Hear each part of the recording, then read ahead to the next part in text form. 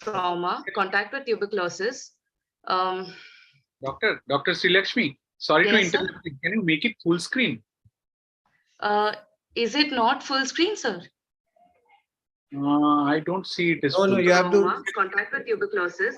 make the presentation full screen. Dr. Srilakshmi, sorry to Yes, interrupt. Can you make it full screen?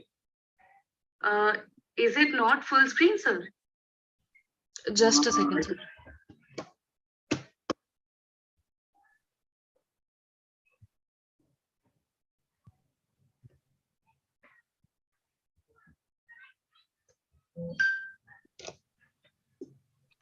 Is it better now? Yeah. Yeah. Thank you. Okay, sir. Sorry for the technical glitch. But the patient does not give any history of fever, weight loss, trauma, contact with tuberculosis, skin rashes, or any other lesions, including oral or genital ulcers. There's no significant ocular history or no systemic illnesses or complaints. On examination, his vision was 618 in the right eye and 660 in the left. His intraocular pressure was 14 and 16 millimeters mercury of the right and left respectively. External examination was normal. His conjunctiva were normal. His cornea were clear. The pupils were circular, central, and reacting to light. Anterior chamber showed 2+ cells bilaterally. The lens was clear. And on dilated examination, there was mild vitritis associated with this finding. That is, his discs were normal with healthy margins and neuroretinal rims. Blood vessels were arising from the center of disc, dichotomously branching into the arcades. We see yellowish white lesions over the posterior pole of varying sizes. The patient was further investigated and an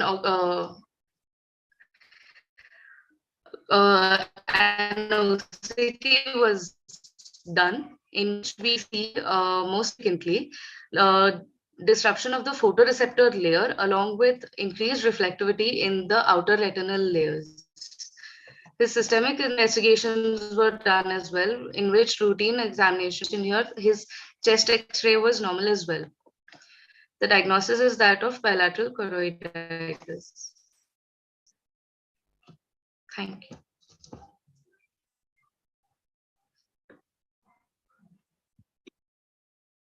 Sir, you can please take over. Yeah, I think it's a very interesting case. So I think this meeting is mainly for the postgraduate.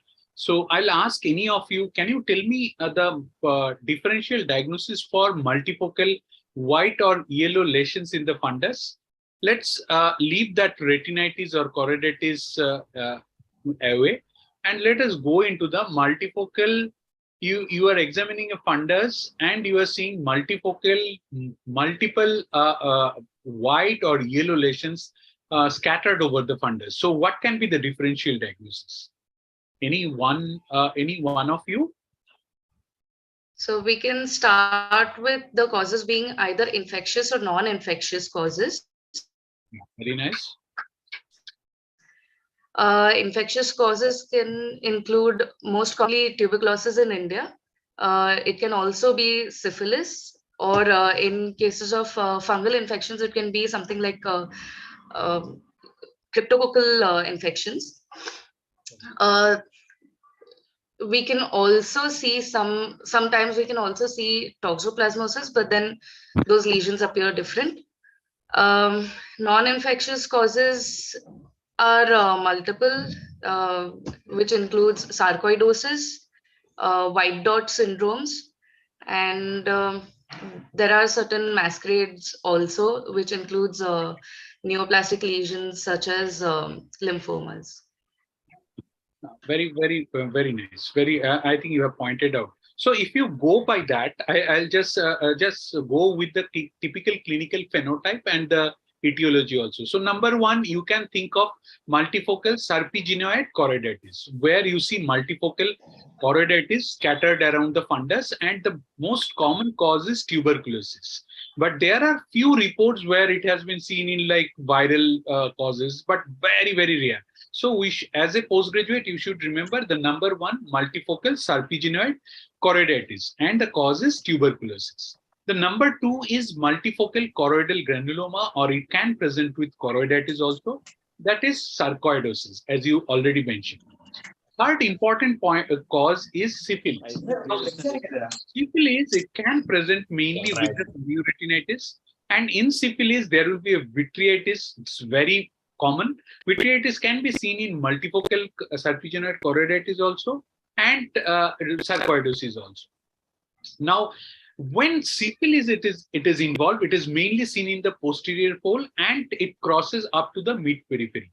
Now, you have to understand that each of this clinical entity, basically, they have a typical clinical phenotype and area of distribution.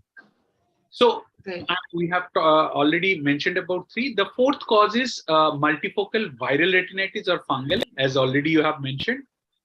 Fifth, let's take APMPP, that acute posterior multifocal placoid pigment epitheliopathy. Now, as you know, it is characterized by the placoid, as this case actually started initially, if you see. So it will be like cream colored or the placoid shaped lesion, mainly at the level of RP. And usually they have the varying size, but you can see the margin. The margins are very clear. That's why we use the term placoid, so that you can see the margin properly. It begins in the posterior pole, but one thing you remember in APMPP, it do not extend beyond the equator. That is very, very typical of APMPP. Now, when we are talking about that, all kind of this white or yellow lesions, so then another you have to tell in exam, or if somebody asks you, that Dehlen-Fuchs nodules also, which is mainly scattered around the posterior pole. And the causes, can you tell me what are the causes of Dehlen-Fuchs nodule? Sir, VKH. VKH, very good. And VKH and sympathetic. Correct, very, very good. So VKH and sympathetic are the causes of this Dehlen-Fuchs nodules. Now, then comes the three white dot syndrome. Already one we told, APMPP.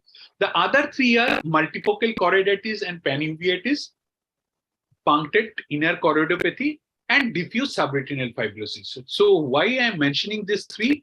So first, go to the punctate inner choroidopathy. Punctate inner choroidopathy initially seen in the most commonly seen in the myopic eyes. It has typical predilection for the posterior pole, and it progresses with atrophic scar with a halo of pigmentation. Each scar, they will start healing with a halo of RP pigment hyperperturbation. So there will be a halo of pigmentation, and these are very deeper. Like even if it is choroid, you can make out from the other lesions that are deeper and more punched out, more like a toxo, but it is little different from that. So why I am telling that this multifocal choroiditis, punctate inner choroidopathy, and diffuse retinal fibrosis together, because these are very extreme rare causes, but they are similar in certain extent. Now, why they are similar?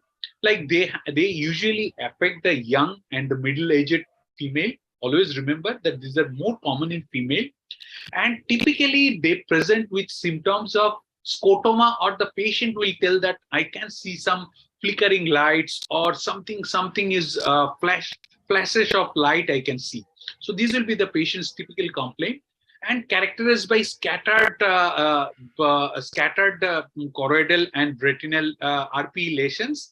And as I said in PIC, they will have the chorioretinal scars, and so they actually sometimes most of the time they will cause scotoma more than what you can see. Sometimes you will see a lesion very near to fovea and will think it's a very tiny lesion, but the patient when you will ask the patient to draw, the scotoma the patient will describe, or if a patient will draw, is much larger than size. So this is a very typical features of these three entities, and they actually usually characterized by moderate visual loss, but sometimes there can be a profound vision loss, especially if as there is a propensity to develop CNVM.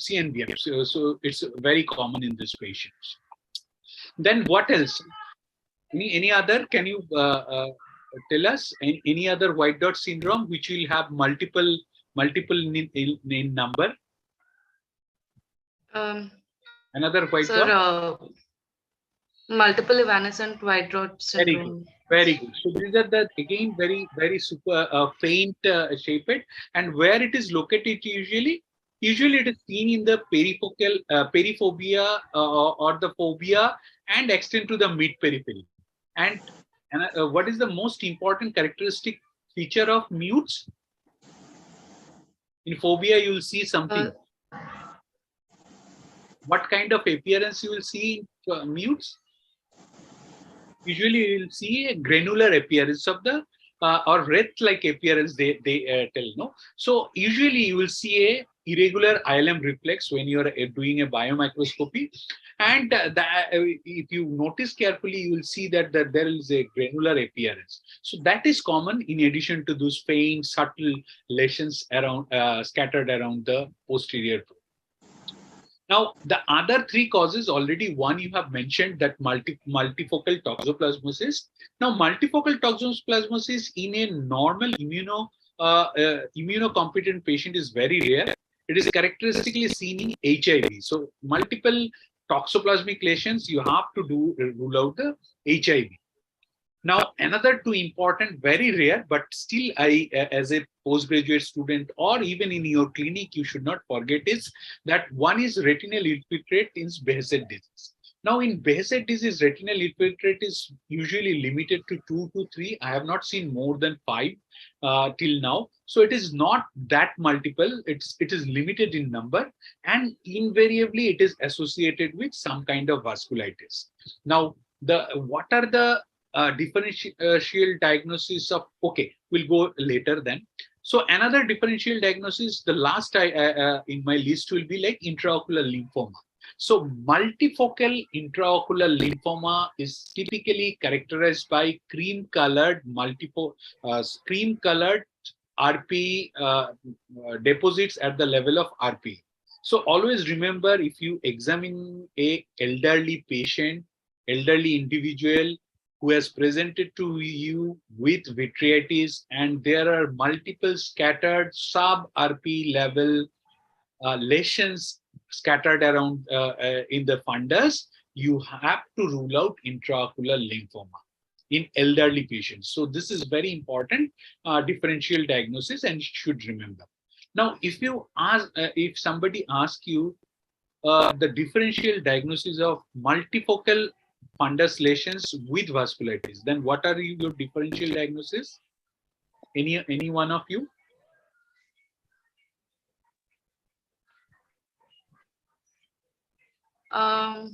Yeah.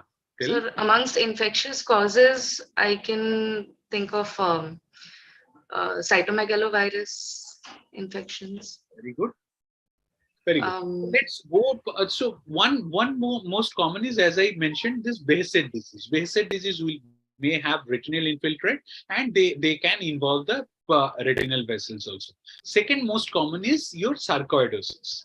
So sarcoidosis is also a common, and there will be exudates actually, the exudative in nature. And another important is multifocal lesions, but around the vicinity of the blood vessels is tuberculosis, where you see multiple CRA patches around the blood vessels. So that is another differential diagnosis of this thing. So I think we have come to that differential diagnosis. Any specific question you have? Coming, Dr. Anuj, I'll go to that case little bit.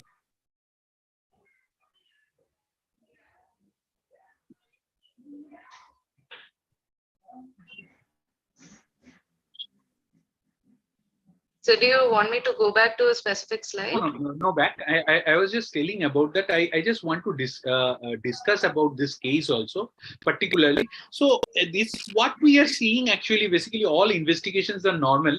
Now, what happens? No, these are the examples of the multifocal sulpigenate choroiditis. So what happens here? The multifocal choroidal lesions are there, and as you can see, these are on varying sizes and shape. And each lesions actually mimics the fundus changes or angiographic feature of a typical serpiginous choroiditis. Small multiple such lesions. Now they can actually coalesce and actually coalesces and can join together and make a map-like appearance.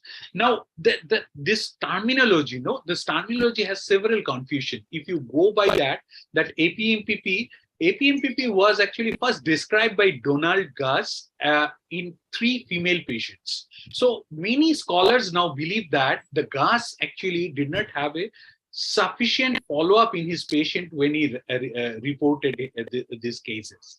Now, perhaps many people believe that he was describing the clinical course with very limited follow-up. Then subsequently, what we saw a new nomenclature in the uveitic literature that is called empygenous choroiditis. Now, this empygenous choroiditis was actually the term coined by the Nussen Blot, whose textbook you read. So here they described it as a combination of both the APMPP and serpiginous choroiditis, and that's why the name came that empygenous choroiditis. Nowadays we don't see that this terminology in use. Then what happens? We gradually realize that they initially start as multifocal choroiditis, as you can see here in this photograph, that multiple scattered choroidal lesions, and gradually they actually coalesces together and make a geographical area or a typical serpiginous choroiditis like pattern. So, if you follow this long term, this patient, so this is a very important point, understanding the clinical phenotype of this lesion, that initially they start as a multiple small tiny patches of choroiditis, and then gradually they coalesces together and make a geographical area. Now, as you have mentioned in your case that you have investigated these cases, but you could not find any etiology. Your tuberculosis investigation was non-contributory, so you started treatment with oral steroid, and the patient responded to this. Now, this is a very bizarre situation actually, wherein all TB tests are negative and you don't have any evidence or reason to start ATT. If you send this patient to your chest physician friend also, he will flatly refuse to start any ATT. So same thing happened with us also and throughout the world. So many people, so what we have seen in our clinical practice, we have treated such few patients with steroid and immunosuppressive. But when we followed these patients for a longer time, we realized that the patients are showing multiple recurrences. The longer we followed these patients who were treated with initially oral steroid and immunosuppressive, and we realized that the more recurrences we are seeing. So that was very important us to understand, and subsequently what we have realized that if you actually treat these patients with ATT, so he hardly will get any recurrence. The recurrence rate actually comes down to nearly zero, or and one more important thing we should realize, that whenever there will be recurrences, that time if you repeat the TB test, the chances of test actually getting positive may be slightly higher than the normal. So this actually made us to think about the clinical phenotype, and a TB endemic country. We have realized that if you treat these patients with ATT, the recurrence rate comes down. But I fully agree with you that it becomes very difficult to treat this patient in absence of any evidence. Any question? I think I can take any question if you want. So in all the literature that I read regarding APMPP or so on, the consensus of steroid treatment was not very well defined, and at least at this level, at a PG level, it's difficult to figure out how and when, and Yeah, because eventually we will get into practice and we might stumble into some cases correct. like So this. very nice. And So how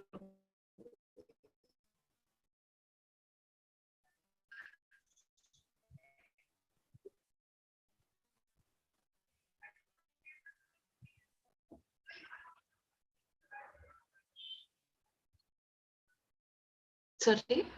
yeah, what was your question? That what is this thing?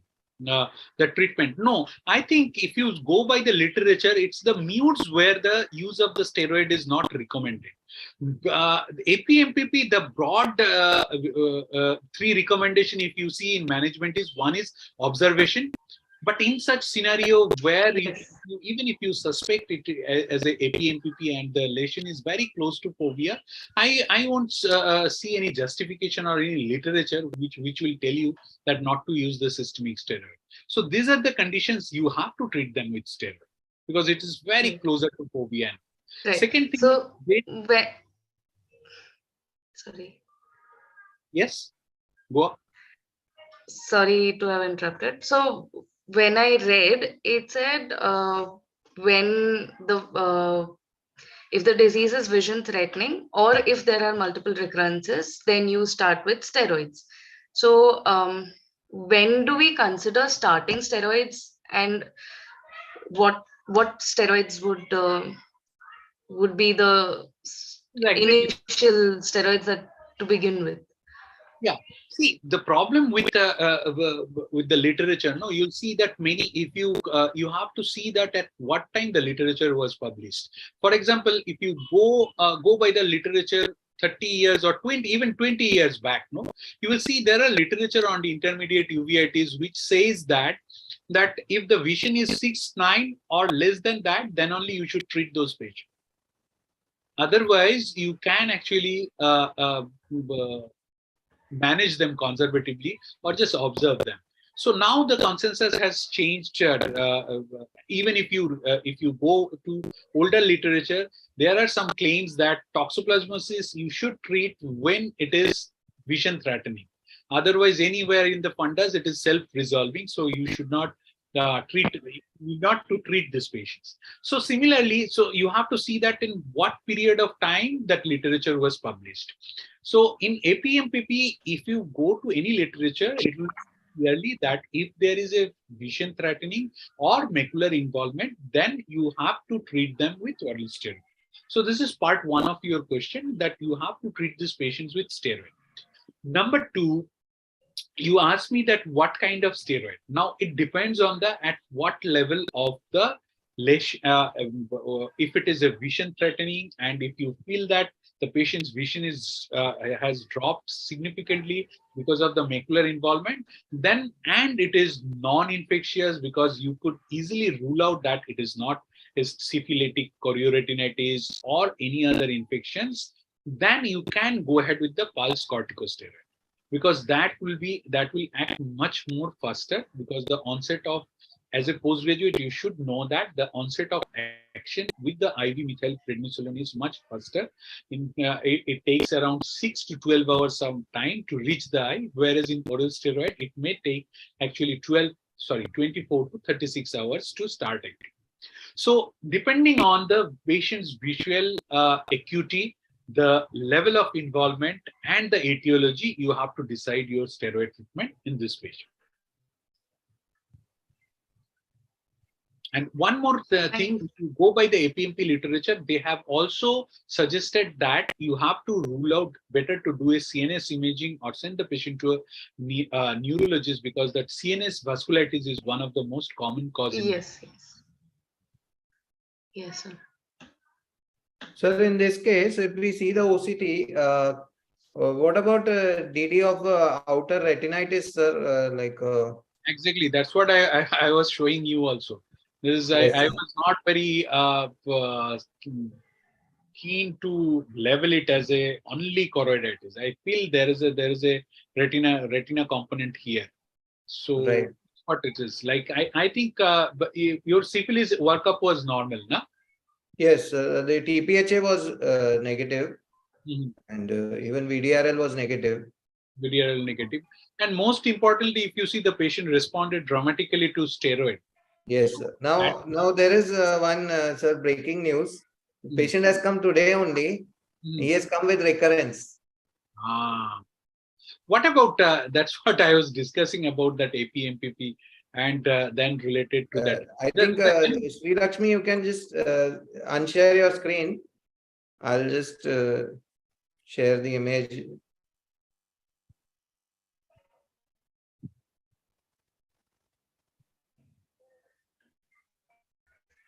Yes, sir.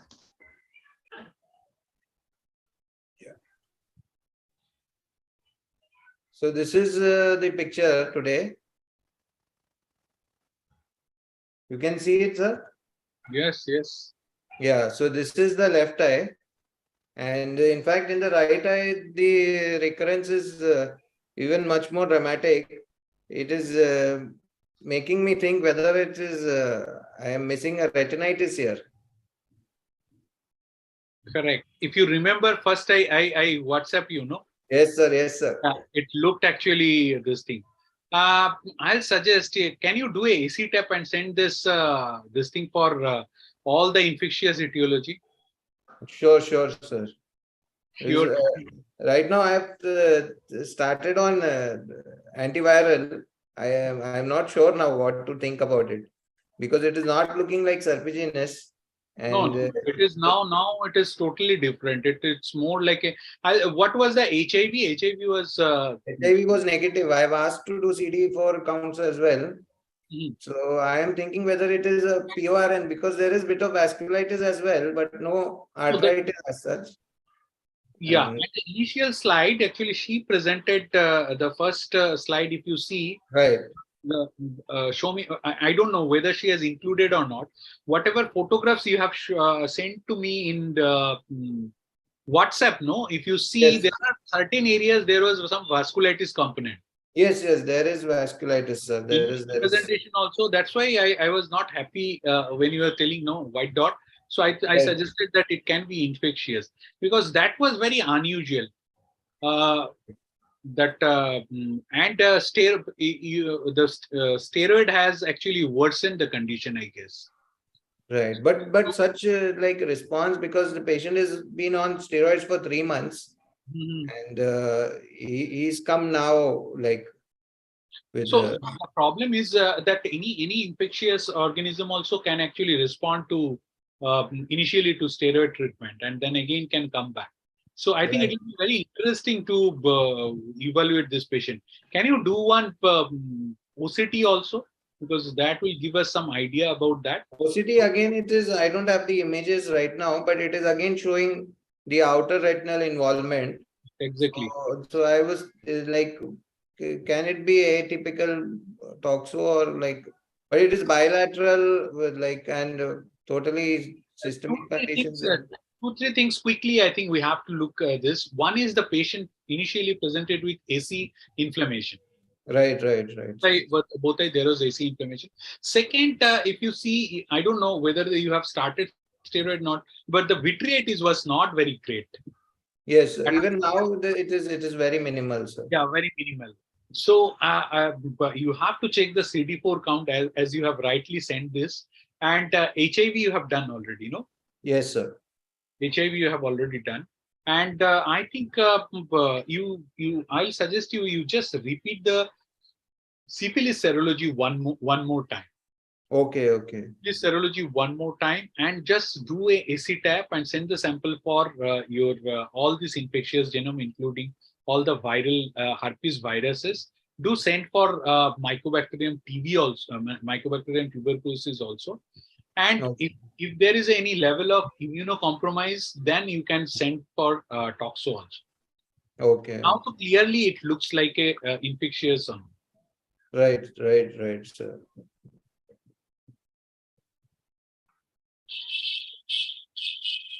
Any other question from the postgraduates or So anyone? just a comment and then a question. The first thing is, first it looks like to be just like that of the, we are seeing that those white dot syndromes. But the last picture actually, again, it's going in favor of this HIV retinopathy or the PURN. And the question is, as you mentioned about the white dot syndrome or serpiginous choroidopathy, that the recurrences are minimal if we start the patient on ATTs, anti-tuberculosis therapy, because we know that in this part of the world, the tuberculosis is very much common. But how we can start these patients on ETT, because we know that it needs a prolonged period of time. Sometimes there is the drug is stopped by the patients as well, and that lead to the resistance. So if we are not going for the quantiferon or other tests which are done for the tuberculosis, so can we start these patients directly on ATTs? Because the ATTs again associated to so many side effects as well. Very, very relevant question, doctor.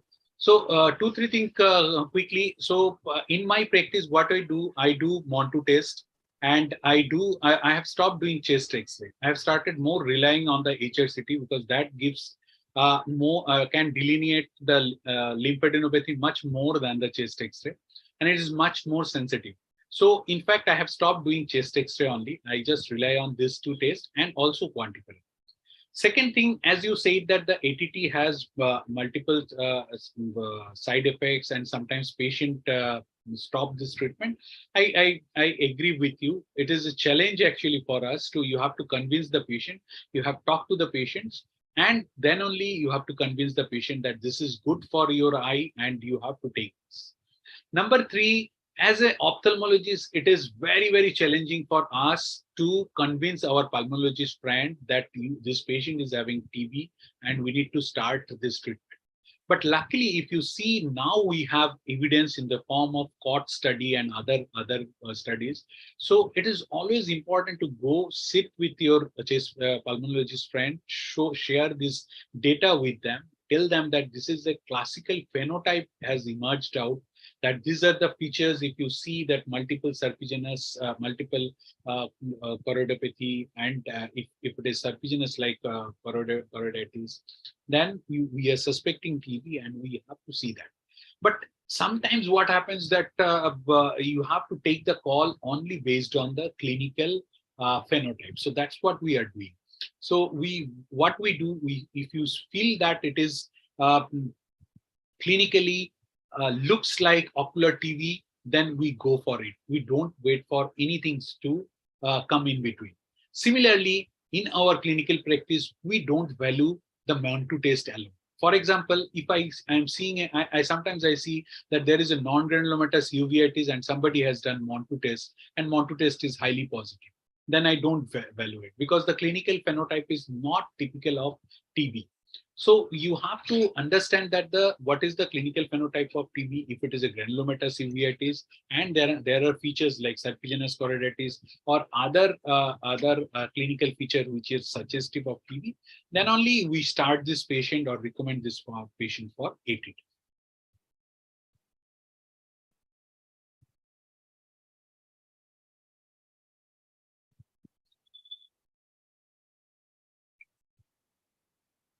I hope I'm clear. I could address your query.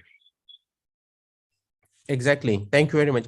And also one thing more, that because this tuberculosis is very common in this part of the world, that is Pakistan and India and these countries, but it's a rare disease now, and the European countries are in the other developed countries.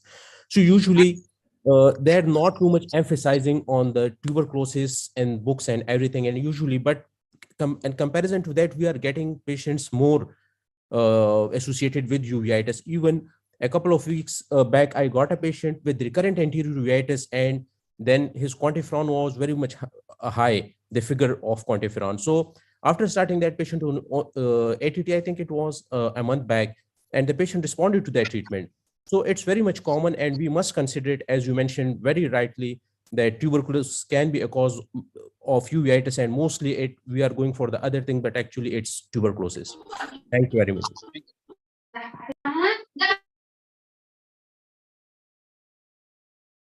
Just want to introduce Dr. Imran is from Pakistan, and so we are actually crossing the border. Yeah. Hello, Yes. doctor. Thank you very much. I'm from Pakistan and from the Peshawar, basically, and working as an assistant professor of ophthalmology here, and basically a retinal surgeon. Oh, great. Thank you very much. So in this case, would you rate TB as a A or more like to go for syphilis? Because see, it looks very atypical to me. The problem the problem or the challenges we face as an ophthalmologist, no. So sometimes the two factors actually changes the clinical phenotype of the particular uveitic entity completely, and that actually hounds us, or that makes our job very difficult. One is patient's immune status, and the second is the treatment. So here, unfortunately, here both these factors are playing very crucial role. We don't know yet, because as you have rightly pointed out and sent this CD4 and count for this patient, we have to know the patient's immune status and the oral steroid. This oral steroid and immune status may have changed the clinical phenotype completely, and so now what we are seeing is a recurrent of inflammation after a prolonged oral steroid therapy. So we should not rely on the classical or a typical book-like picture in this case. We have to, because and if you see the magnitude of involvement this time, we should not waste our time. So that's why I was telling you, do a AC tap and send it for almost all this thing. And empirically, I think you have rightly started the patient on antiviral. Let us wait for this. And again, you repeat. I'll suggest have a very low threshold for, even if you see that in spite of everything, if it is deteriorating, because you are a vitreoretinal surgeon and very expert, not like me, a cataract surgeon, I'll suggest keep a very low threshold for the vitreous biopsy also, if the initial investigations are coming normal. And even if the patient has done like syphilis serology elsewhere, or when the patient was referred to you, I'll suggest repeat this test, because you don't know that how much reliable. If you are not sure that this test are reliable or not, I'll suggest they repeat this test also, even HIV and others. And what about steroids, sir? Should avoid because patients now I'll suggest. Yeah, absolutely. These are the cases. One thing, as you rightly managed, actually, many people, what they do, they inject the some kind of steroid. One should not inject, because lots of postgraduates are there in such situation where you are not sure of any etiology. Don't give the patient anything which you cannot withdraw. So this is very important for the postgraduate. So you should not give periocular steroid and intravitreal injection in this patient. Even in the first scenario, where if you feel that it looks like APMPP, let me treat at APMPP, you should not use intravitreal or periocular steroid in this patient. This is number one. For Dr. Anuj, I feel this is the time I think we should not use any more steroid. As you have already started this, I'll suggest one more time you should do all this investigation and send that blood culture, urine culture also together to see whether there is any ongoing infection is there or not. I'll be very happy if you update me about this case. It looks very interesting now. So I'll be very happy if you let me give your tips on it. We'll be in touch, because this now the present picture, no, it has changed the situation completely. Absolutely. It's very, very interesting actually. It will be a challenge to manage this case as well. And in fact, coincidentally, patient was saying that someone has told him that virus infection is very dangerous in the eye. And when I saw him, I was like, yes, it looks like now a little different now. I think any PGs, any question, anyone having any doubts?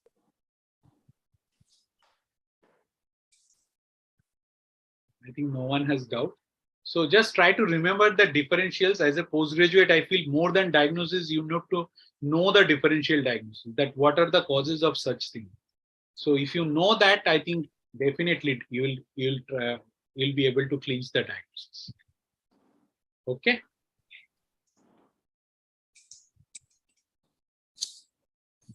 I think there are Okay, no. then I think we'll close down the session, sir. Then if and then thanks for your valuable time and lovely inputs. Thank It you. was really educating for me, and I think for everyone. So we'll catch up again with some other case. Sure. Thank you. It was lovely experience actually. Thank you. Okay, thanks a lot. Okay. Thank you.